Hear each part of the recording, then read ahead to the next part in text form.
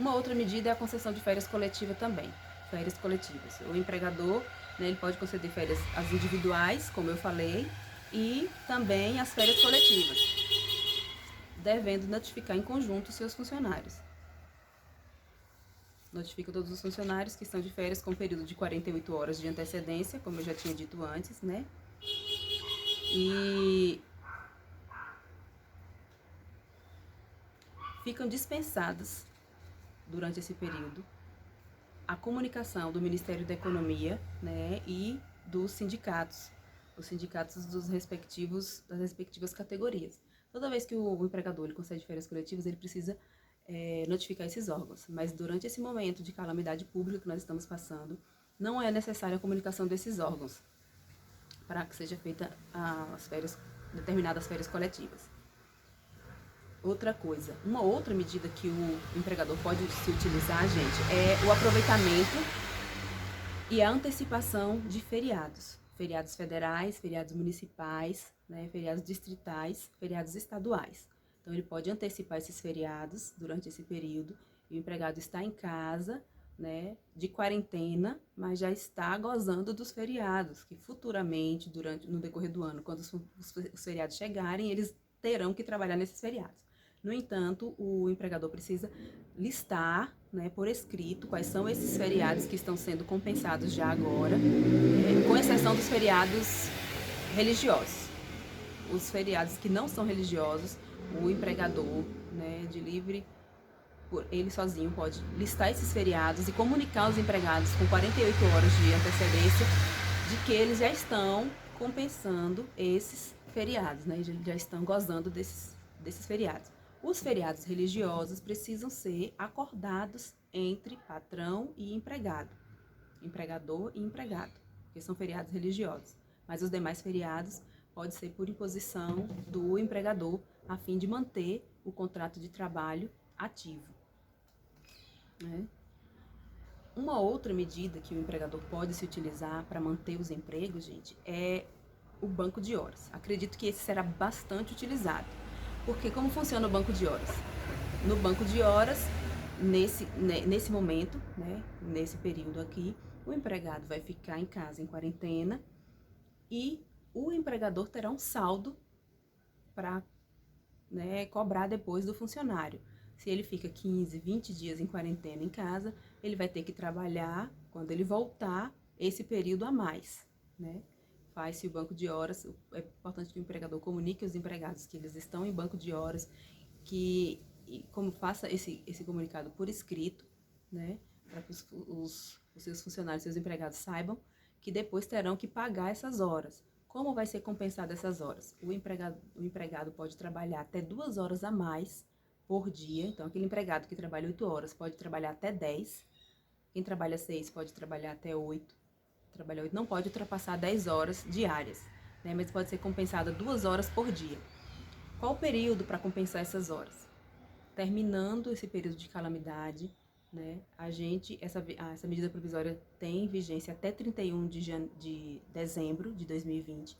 Depois de 31 de dezembro de 2020, o empregador ainda tem 18 meses após isso para compensar todo esse período de banco de horas que os funcionários, né, tem aí esse crédito que o empregador, agora quem tem esse crédito vai ser o empregador, entendeu? Então, pode ser compensado até dezembro e depois de dezembro tem 18 meses para compensar essas horas que os empregados fizeram aí no banco de horas. Pode ocorrer até 18 meses, como eu já falei. A prorrogação da jornada pode prorrogar a jornada de trabalho até 2 horas diárias, né? E o diferimento também do FGTS é uma outra medida. O recolhimento do FGTS, gente, não é obrigatório nesses 3 meses, março, abril e maio, que seria feito o recolhimento em abril, maio e junho, respectivamente, né? Então, não precisa ser feito agora esse recolhimento, estão isentos de fazer esse recolhimento. Esse recolhimento dessas competências pode ser realizado de forma parcelada, posteriormente, sem incidência de atualização de multa e sem encargos. Sem atualização, sem multa e sem encargos pode ser feito. Ó, parou. pode ser feito esse parcelado, esse recolhimento vai ser feito parcelado, posteriormente parcelado em até 6 vezes. Tudo isso para não onerar os empregadores nesse momento de crise. Pode ser quitado em até 6 parcelas, com vencimento no 7º dia de cada mês, a partir de julho de 2020. Então, vai ser parcelado a partir de julho de 2020, em 6 parcelas, o recolhimento do FGTS desse período de abril, maio e junho. Durante esse estado de calamidade, é permitido aos estabelecimentos de saúde, até aqueles que trabalham em atividades insalubres, prorrogarem a sua jornada de trabalho. Até quem trabalha em jornada de 12 por 36 pode ter, nesse período, sua jornada prorrogada, né, por conta da necessidade, né, principalmente os profissionais de saúde. E essas horas que eles trabalharem a mais, suplementares, podem ser compensadas até 18 meses após o final da vigência da medida provisória.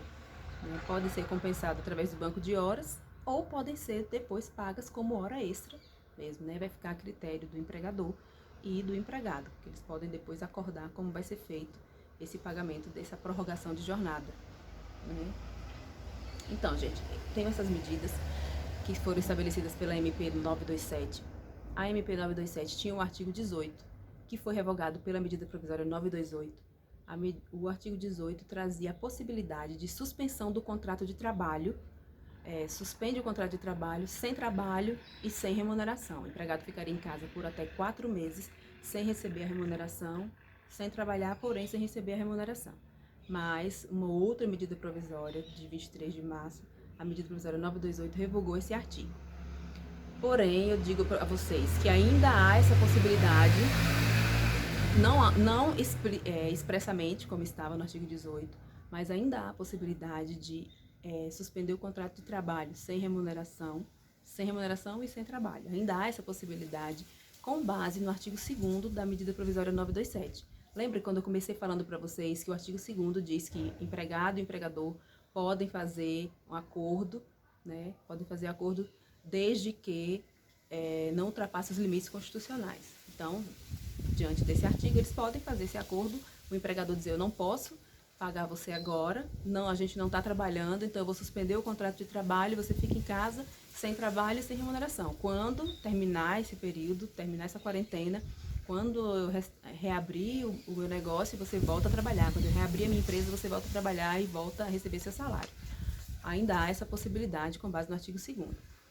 Se, mesmo assim, diante de todas essas alternativas que o empregador tem aqui, para manter o empregado, o contrato de trabalho ativo, se mesmo assim o empregado não conseguir manter os seus empregados, não conseguir manter os contratos de trabalho, não conseguir antecipar férias, não conseguir nenhuma dessas medidas funcionar para ele, ele tem a possibilidade ainda de extinguir o contrato de trabalho, que é a última alternativa que a gente deseja, a extinção do contrato de trabalho. Ele pode extinguir o contrato de trabalho com fundamento no artigo 501 da CLT, que é a extinção de trabalho do contrato de trabalho, extinção do contrato de trabalho por força maior. Na extinção do contrato de trabalho, as despesas, né, as verbas rescisórias, a despesa do empregador, ela é um pouco menor, porque o empregado terá direito ao saldo de salário, 13º proporcional, férias proporcionais mais 1/3, terá direito o empregado, a sacar o FGTS, e a multa do FGTS é apenas de 20%. O empregador paga 20% da multa do FGTS. E o empregado não tem direito a aviso prévio e não tem direito ao seguro-desemprego, mesmo a extinção do contrato sendo por motivo de força maior. Infelizmente, nesse caso, mesmo nessa situação, o empregado não tem direito ao seguro-desemprego. Seria excelente que o empregado tivesse direito ao seguro-desemprego, porque assim o empregador poderia, né, dispensar o empregado e este estaria recebendo seguro-desemprego, né, e não teria tanto prejuízo. Mas, infelizmente, não tem direito ao seguro-desemprego. Mas essa é uma das alternativas que o empregador tem, né, de extinguir o contrato de trabalho por força maior, diminui para ele os custos né, para o empregador é menos oneroso, mas infelizmente o empregado perde, né, o emprego, perde sua renda, perde, como a gente pode dizer, seu ganha-pão. Essa é uma das medidas que a gente espera que seja aplicada ao mínimo possível, que os empregadores consigam manter, né, os empregos ativos, que os empregadores consigam manter as suas, né, suas empresas, as suas indústrias, o seu comércio. Esse é um desejo da gente, né, que isso passe logo, que esse período de quarentena termine o mais rápido possível. E eu estarei aqui caso surjam outras medidas provisórias, caso seja publicada outra medida provisória ou qualquer novidade que a gente tiver na área, né, trabalhista, eu vou trazer aqui para vocês. Então, fiquem com Deus, permaneçam na quarentena, fiquem em casa e a gente se vê em breve. Tchau, tchau.